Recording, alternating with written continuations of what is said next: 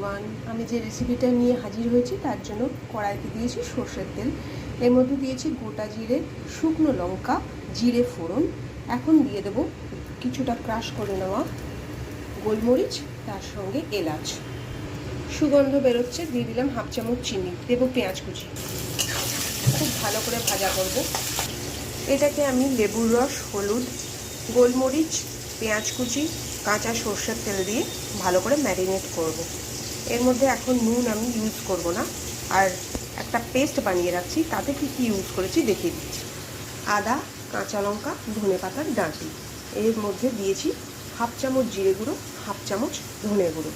এখানে কিন্তু কোনো লাল লঙ্কার গুঁড়ো আমি ব্যবহার করছি না। আদা কাঁচা লঙ্কা বাটার সঙ্গে 2 চামচ টক দই মিশিয়ে নিচ্ছি।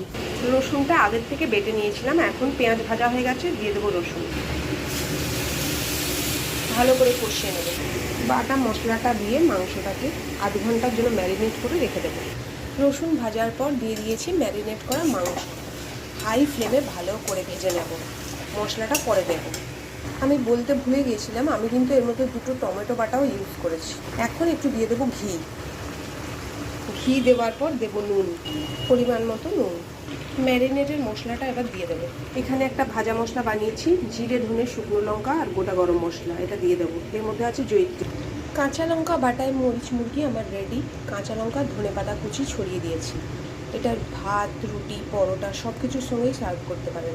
খেতে খুবই ভালো লাগবে। রেসিপি পছন্দ হলে প্লিজ একবার বাড়িতে ট্রাই করে জানাবেন আপনাদের কেমন লাগলো। ভালো যদি লাগে তাহলে প্লিজ আমার পাশে থাকার অনুরোধ রইল। নমস্কার।